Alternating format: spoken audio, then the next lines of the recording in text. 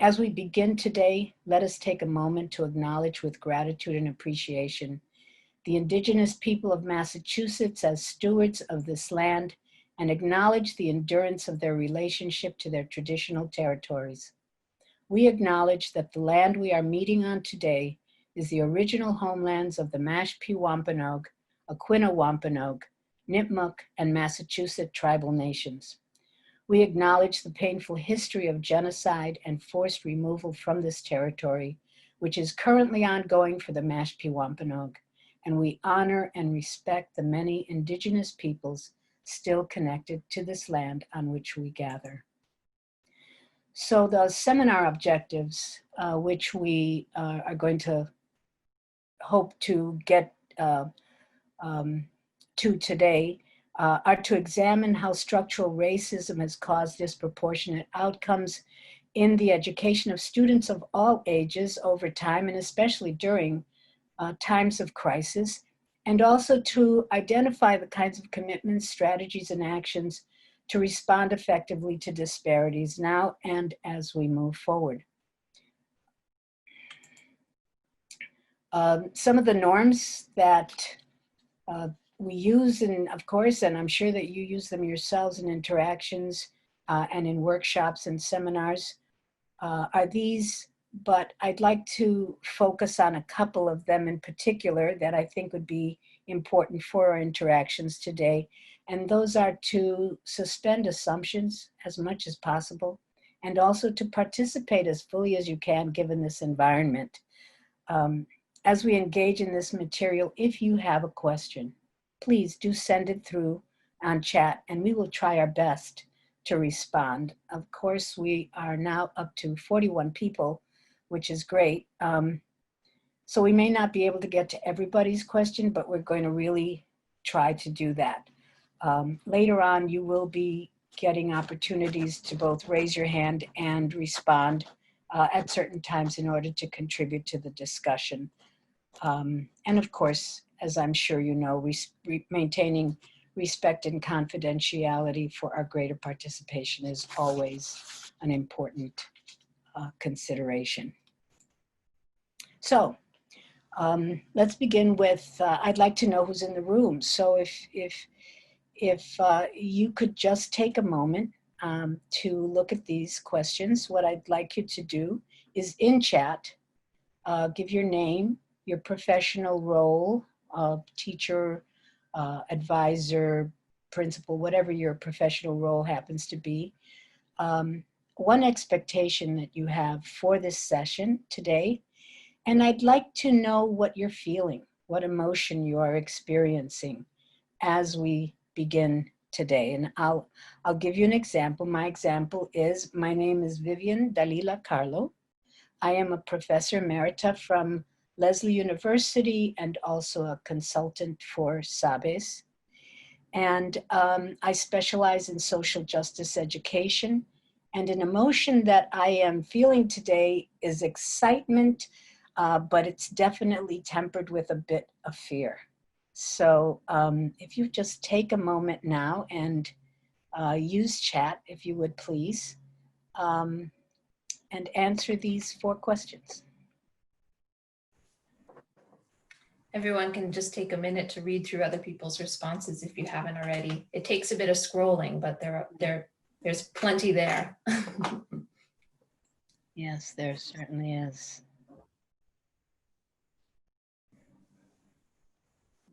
If you haven't entered yours yet, feel free to enter it even if we've moved on. We can always go back and read it later.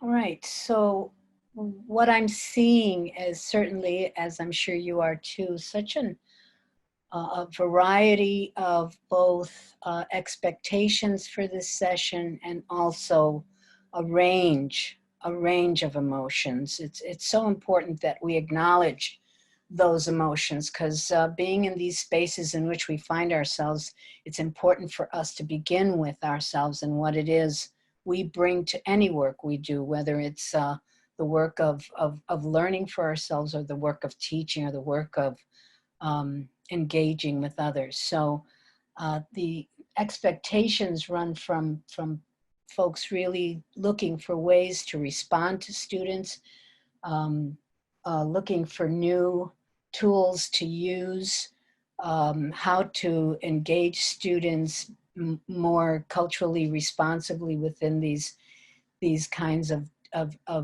socially distant and digital experiences. There are people who are really looking for some more guidelines and things that can help them attend to the students that they're dealing with. People are asking for new strategies, so that's certainly a place where I'd like you to keep those desires, those expectations in your mind as we proceed through this morning. And the amount of emotions from curiosity and optimism to anxiousness and being overwhelmed by the distance environment, ambivalence, people that are feeling grateful to just be here today, people being confused, somebody feeling angry and disappointed by what they're, by the disparities that they're seeing and how they're being treated. Certainly feelings of ambivalence and feelings of hope and optimism. It's a whole range that we bring to this day today. I don't know if Danny and Ebony and Megan, if you've had an opportunity to share your emotions. I'm sure that we would all want to know what it is you're experiencing at this time as well. So I want to thank you for all of that. As I said, keep those emotions right there with you as we proceed today, and certainly honor those expectations. And if at any time you feel like we're going in a direction that is not helpful to you, let us know, because we want to be able to respond. And that's definitely one of my hopes for the day, is to respond. So thank you for that. Okay. Now, if we are going to do this work, the only way in which we really can engage in it, if we're going to look at the disparities, the racial disparities that people are experiencing at this time, that we can see, that's coming out right in our faces, in the unequal infection and death rates that are occurring. But if we're also going to look at the disparities in education and the educational approaches that are taking place, we have to do it from an understanding and analysis of structural racism. And so that is the place from which we are beginning today. And as we do, I'm going to begin by actually reading this definition, so we know that this is a foundation that we want to make sure to hold on to as we look at where disparities come from. So structural racism is a system in which public policies, institutional practices, cultural representations, and other norms work in various, often reinforcing ways to perpetuate racial group inequity. It emerges from dimensions of our history and culture that have allowed privileges associated with whiteness and disadvantages associated with color to endure and adapt over time. It is not something that a few people or institutions choose to practice. Instead, it is a feature of the social, economic, and political systems in which we all exist. So when I started thinking about how education is impacted by structural racism, a story came to mind that I remembered about Farmville Virginia. It was in the county of Prince Edward County, and it began in 1951 when about 400 African-American high school students walked out of their dilapidated school because they were tired of walking past the well-appointed white high school, which was full of resources, and the students looked, quite happy to be there, and going to their high school that had very few books and even fewer desks or implements for them to use in their educational day. So these students walked out of school and protested these inequities, and because they weren't getting very far, they, with the support of their families and parents, sued the Prince Edward County. And when Thurgood Marshall found out about this suit, he came to them and convinced them to become part of the Brown versus Board of Education cases that led to the Supreme Court case, Brown versus the Board of Education, that resulted in the ruling to desegregate schools in 1954.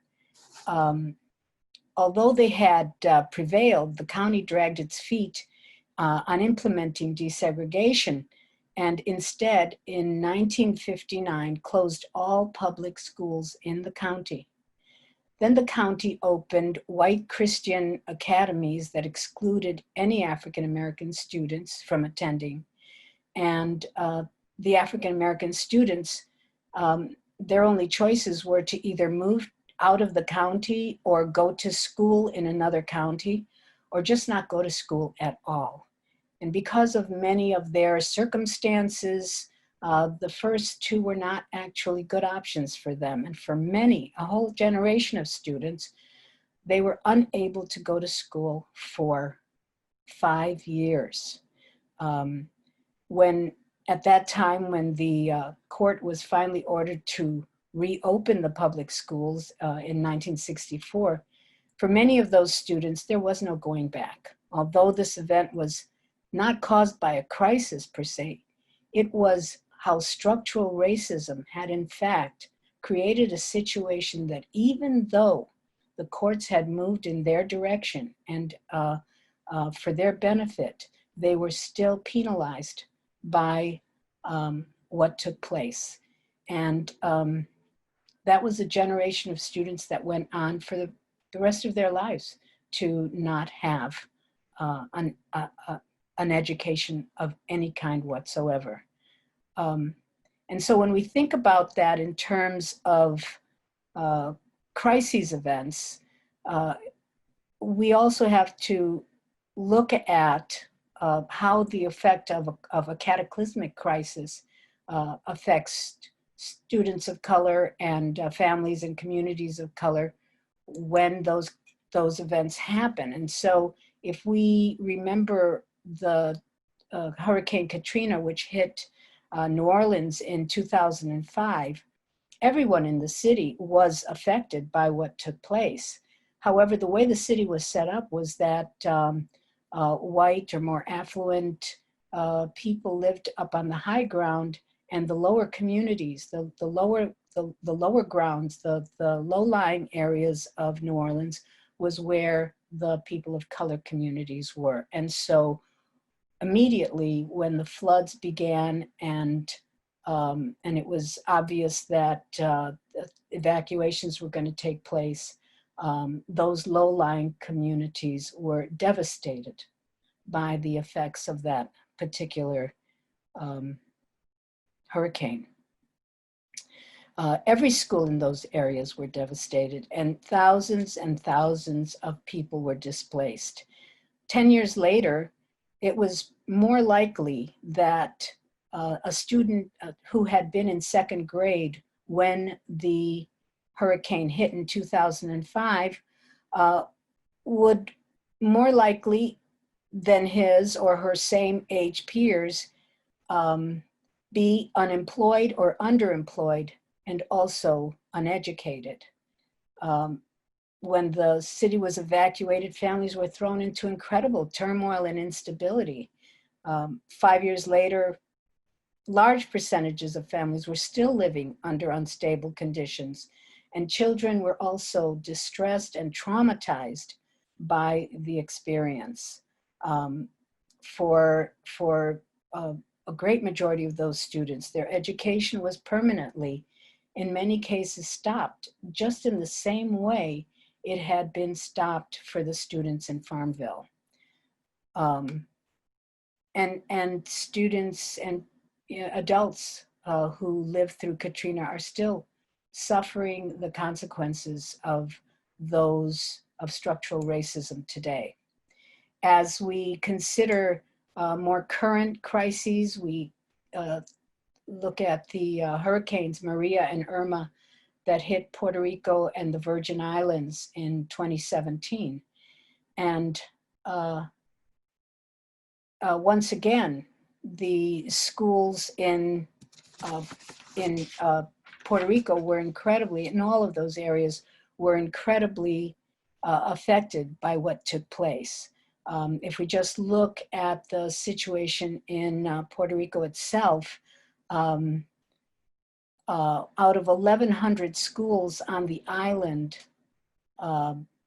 250 of them still have remained closed. And many of the schools that have opened are still and continue to be badly damaged and continue to be underfunded. And they experience blackouts regularly because of the instability of the archaic electric grid. As I'm sure you remember, when the hurricane happened, the electric grid completely was demolished, and the island did not have power for the next year. So for many students, it meant that they could not go to school at all. For all students, they could not go to school. And this was students of all ages. This was not just elementary and middle schools and high schools, but it was also college and adult learners as well, who had very few recourses as far as education on the island was concerned. And for many people, what they landed up doing was they moved or had to move or were forced to move to the mainland if in fact they were going to continue studies of any kind at any level. And for teachers, many moved to the mainland because they had to find employment and did not have employment on the island because of the closure of the schools. Even today, as some schools continue to make some repairs,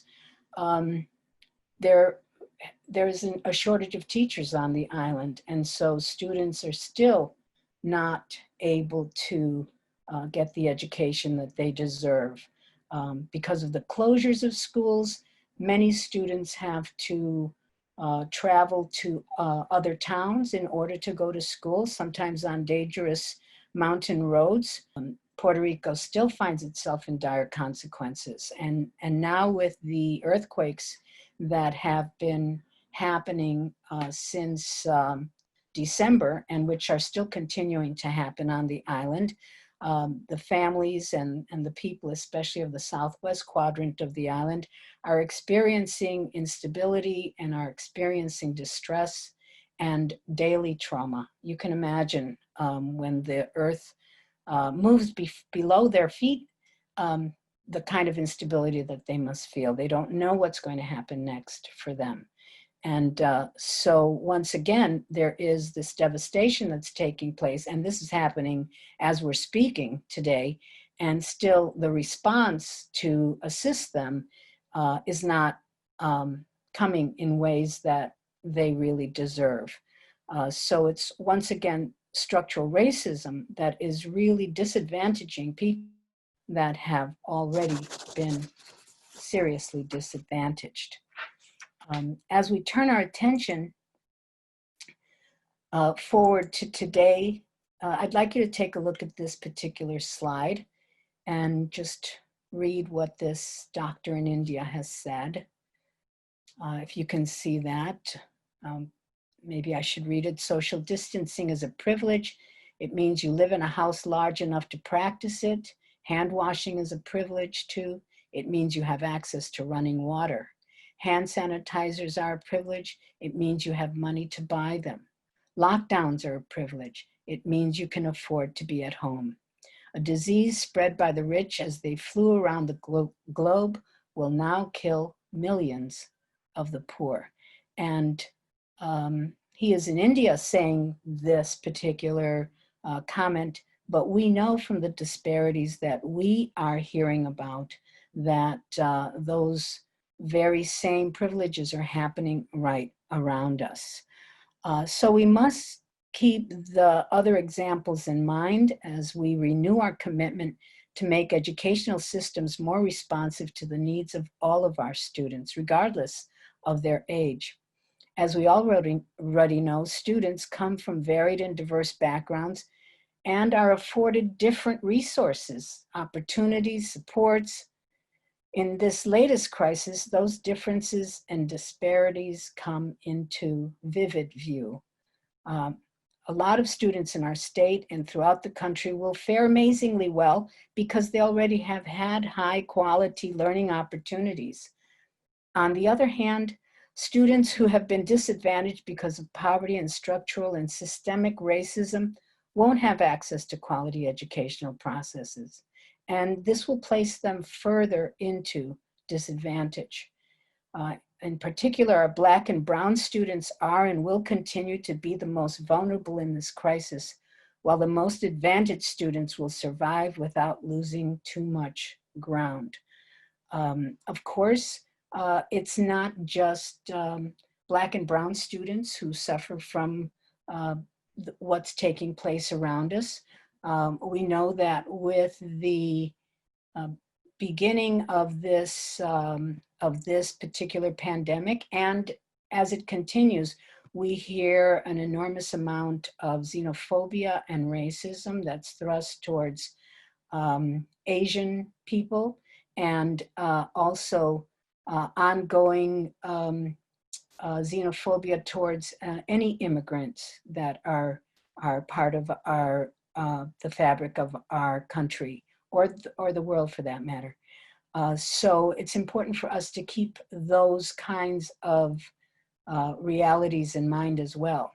We also know that particular communities are being devastated by the pandemic.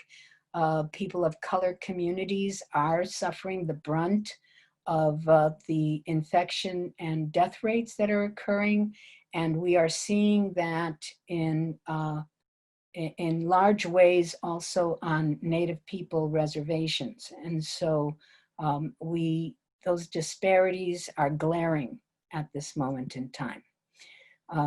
As we think about the education of our students, because of distance learning, we are forced to really stop and think about how to bring technology to all students, because now it is the only way in which they can learn.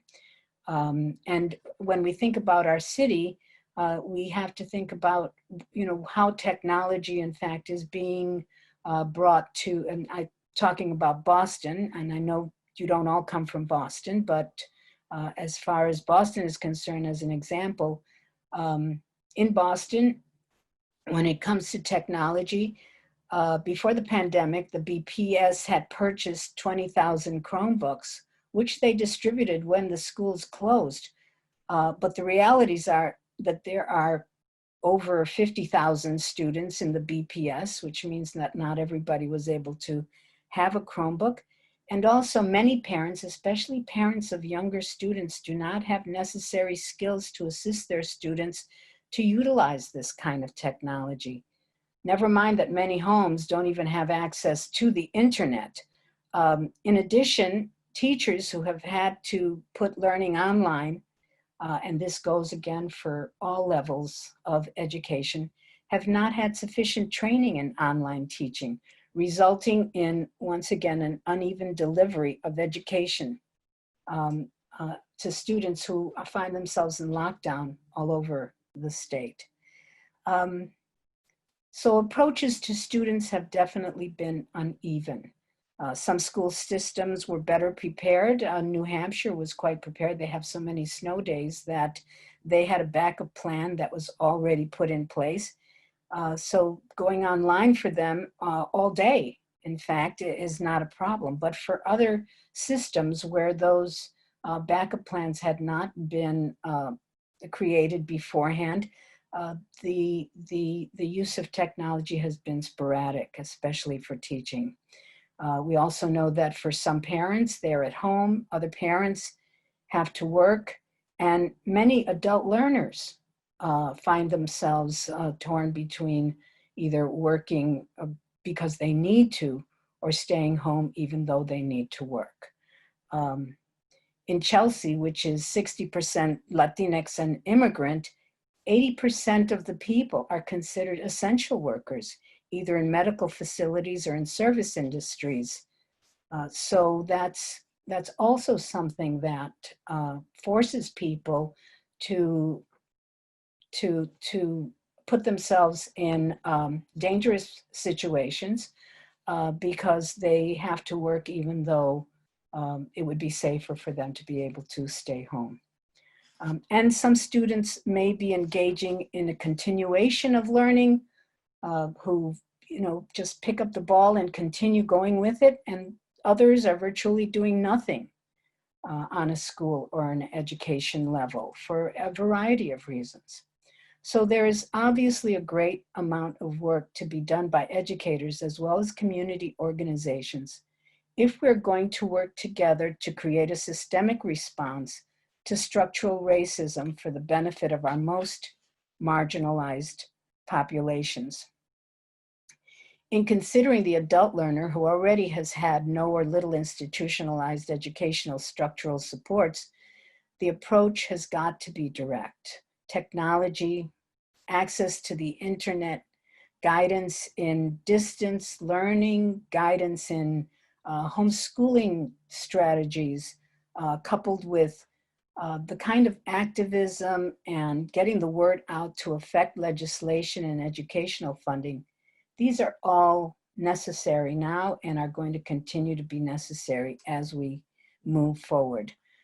We are seeing some efforts that are springing up in many organizations.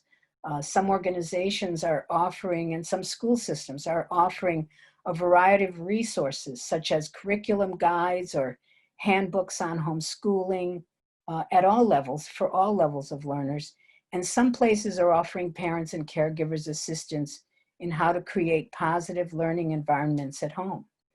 By engaging students in creative and challenging activities. Even assistance in how to create a designated space for learning, given that many households may have several generations living under one roof in limited space, would be of help. So people need that kind of assistance as well. What can they carve out in their homes as far as a study place for any students that might live in that home? One thing that is happening that is already of help is that people are more aware of those racial disparities than ever before. People are seeing the headlines about this and seeing the efforts that local and state government agencies are initiating in order to understand the disparities in infection and death rates in order to manage and hopefully flatten the curve. We can hope that this will encourage further outcry for more equity from the public, but it still means we must recognize our own privileges where they exist and not allow our own comforts to blind us from what right now is glaringly apparent. We need to redesign education at every level and from every position within and outside of the systems of education. So students need help both in learning and also in supports. So those supports are, from the outside of learning and also the kind of support that they need to keep learning. We have to ask ourselves what it is that we can do and where it is that we can begin this process.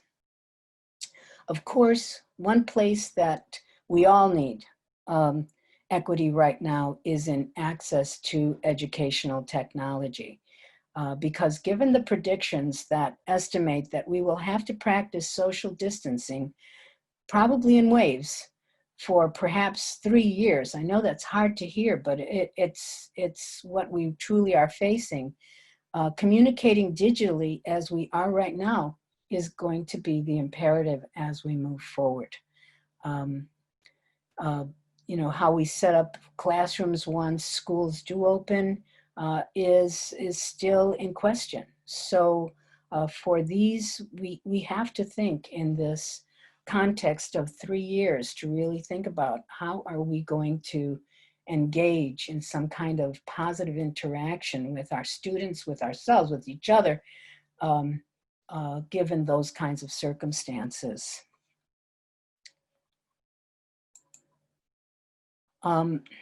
There's also a constant if we are going to respond to disparities and disadvantages that result from structural racism, and indeed racism in all of its forms. Here we must remember that education, regardless of how we deliver it, must be grounded in the experiences and lives of our students. We must continue to engage them to be critical thinkers who can pose problems and also work towards finding solutions to those problems. We must teach in ways so that all of our students understand the world from multiple perspectives, helping them to understand the disparities as well, and helping them to understand why those disparities exist. We must teach so that all of our students understand the world, and including their own perspectives.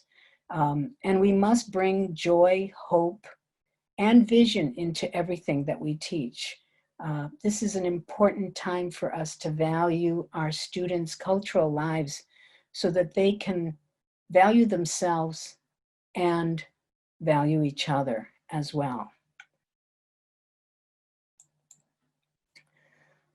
We must really think about the whole person and take that whole person into account, as well as ourselves, and remember that we are all cultural beings. We must recognize that we are the lens through which we develop our relationships with others.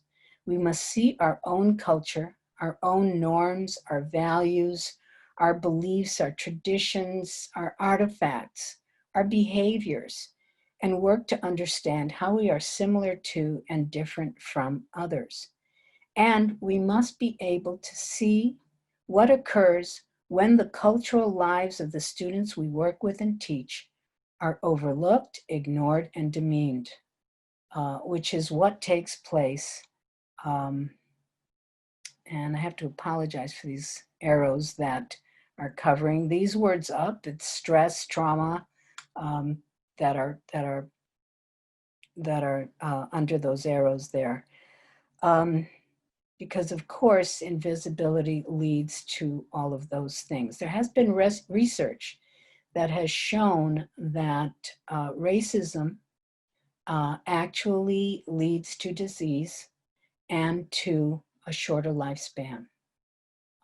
So we must be able to understand that and accept that as a reality in our lives.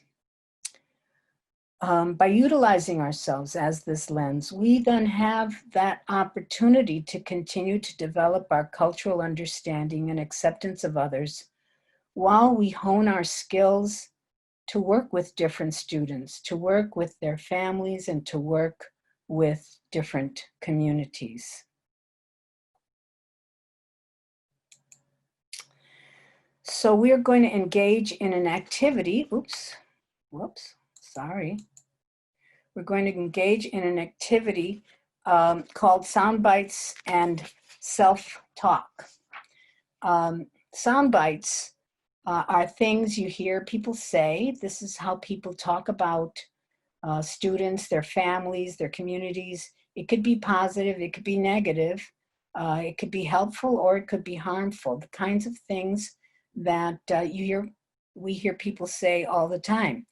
Um, um, such as, women are bad drivers, or I wish those Latinos cared more about education, whatever it is that you hear people say about other students, about their families and their communities. And I also want you, so I want you to think about those things that you hear.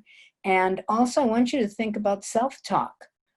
Self-talk are the thoughts we tell ourselves to justify our own beliefs. They either abet or challenge limited knowledge, ideas, and prejudices. So I want you to also think about, as far as your own thoughts are concerned. And I'd like you to take a few moments and if you would please write down for yourself a few of those sound bites that you have heard over time.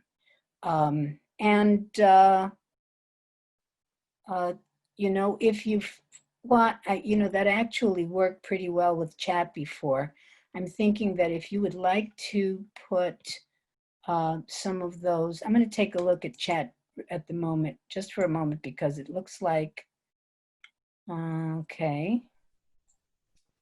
Yeah, Vivian, I was going to bring two questions to you, and we can do it when we pause at a later time. There's 2 questions in here for chat, but certainly people can put their responses to your questions right now into chat as well. I'm just going to take a look at it for a moment, because if I don't want to leave somebody behind if they feel like there's something that really needed to be attended to up to this point. Absolutely. Okay. There's a question from Shannon and also from Lakshmi. Shannon is wondering about your comments about New Hampshire. As a resident and teacher in the state, she also found that we had tremendous difficulty with remote learning and reaching students in New Hampshire as well. And, that's, I really appreciate Shannon bringing that up, because in some research that I had done, I had read about a backup plan that systems in New Hampshire had put into place because of the amount of snow days that they have in New Hampshire. And so I appreciate, coming from somebody in New Hampshire, that challenges that, because once again, I am assuming that backup plan is probably more advantageous for people who have already been advantaged by education. And I'm going to assume from Shannon's response that once again, students who have been disadvantaged are not taking and do not have the benefit of that kind of backup plan. To say Chelsea residents are deemed essential workers. Yes. Okay, I appreciate that question about where I got the statistic for the 80% of Chelsea residents. Actually, and to be honest with you, I got that statistic. I had another Zoom that I had attended that was sponsored by the Boston Women's Y. On the disparities that are taking place. And I can look further into that to make sure that that is an appropriate kind of a percentage. Okay. Right. Okay. I think those were all the comments for now. Okay, good. All right, so if you would please, why don't you use chat and write down some of those comments, those kinds of comments that you hear. Sound bites, good. Don't know how to drive. Directions. Good. Think about students too, and schools, and what you hear people say about students. Wow, these are all so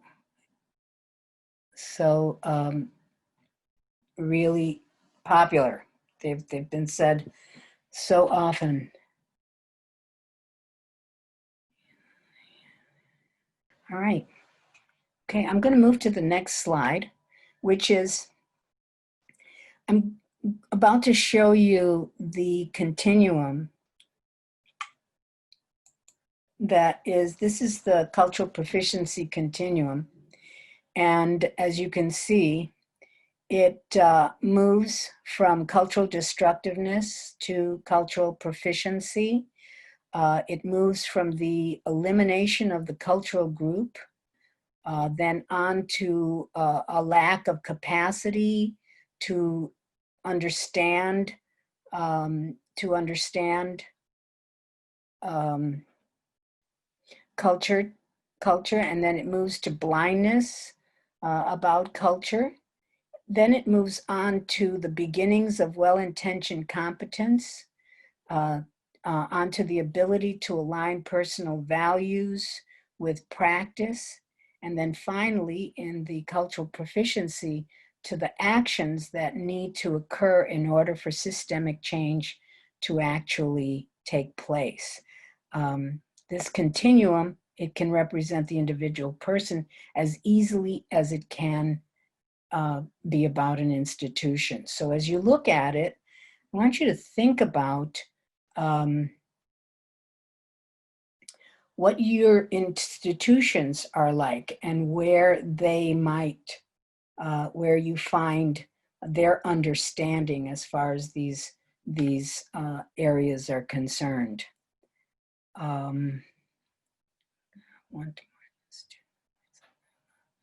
Okay.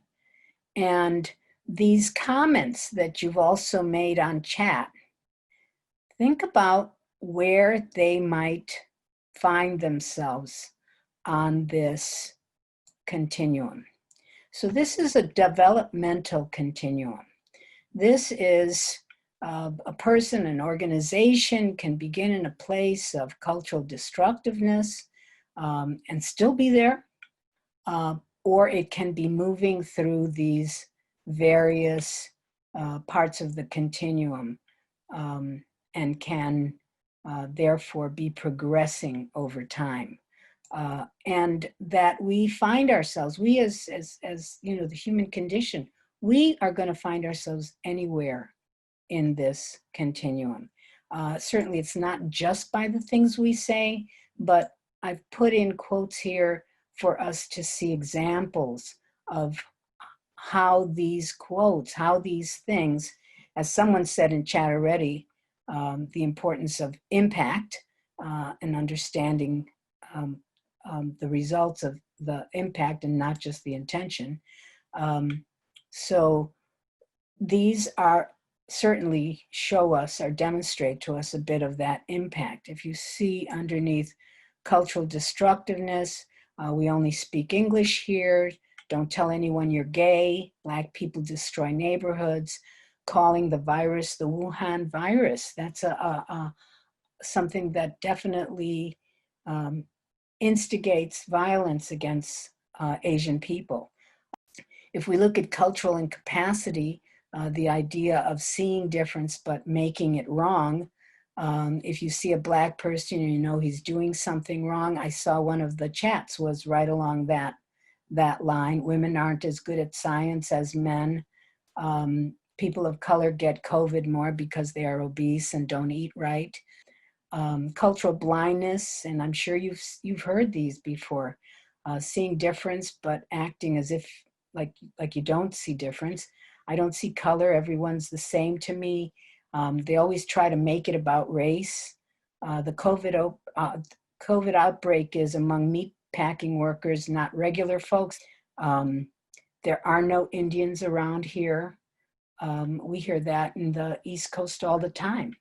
And then as we move on to cultural pre-competence, at this stage, people are becoming more aware, and their intention is to be more aware. This is where good intentions really start showing themselves. I wish Latino parents cared more about their kids' education, said with caring, but again, the assumption is that they don't. Accepting something like Tasha Brown got an award for being the best African-American student in the school, as if that's okay, because You know, even though there's never an award for being the best white student in the school. The expectation that's happening even now. We send home computers, but they don't use them without taking into consideration all of the reasons why those computers might not be being used. And then moving into cultural competence and cultural proficiency is really the goal that we want to be able to achieve, to be able to align our own policies with our values and our policies and practices with our values and behaviors, to be able to see difference and to value it rather than to devalue it as was happening in those beginning stages. So we might hear someone say, in order to outreach to the deaf Latinx community, we need bilingual staff who are also fluent in ASL. Or we might hear a school say, our school is surveying all families to assess their educational needs. So a school that's really trying to see, what do each of our families need right now? And then really paying attention to what the families need. Guidelines are being sent out to families in a variety of different languages. And then when we think about the cultural proficiency, when we get to cultural proficiency, this is when we start aligning our actions with the personal behaviors and the policies and practices. And these are really to try and make the efforts and strategies and actions that can lead to some kind of systemic change. And in here we find we are assuring internet access for all of our clients and our students. So we're going, you know, step further from just sending the computer home, but we're going to also make sure that they're able to use them. From now on, all of our courses will have a social justice component, you know, really making a dedicated response to how we're going to continue to make change in everything that we teach. Or we are doing professional development and skill building for teachers so that they can know exactly how to outreach to our diverse families. So doing that kind of professional development, that would help. So these are just examples, but as you can see, they really do start to line up with a lot of the things that you said. We have to move forward into breakout rooms. I would like you to continue to think and reflect on this continuum.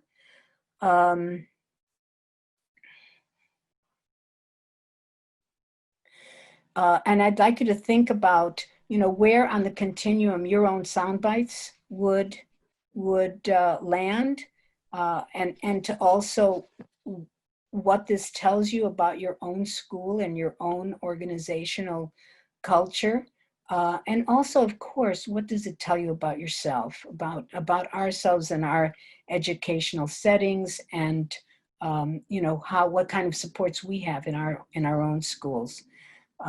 So please do think about those questions as we move forward. And thank you for those responses.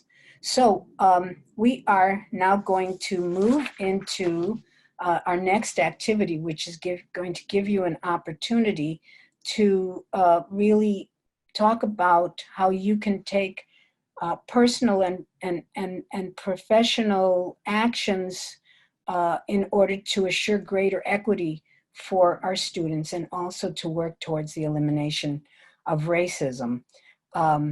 So I believe, Danny, do you want to take over at this point, or shall I? Let me go over this question for you, just Sure. so that you know what you're going to do. And then Danny will give you instructions on what will happen in the breakout rooms.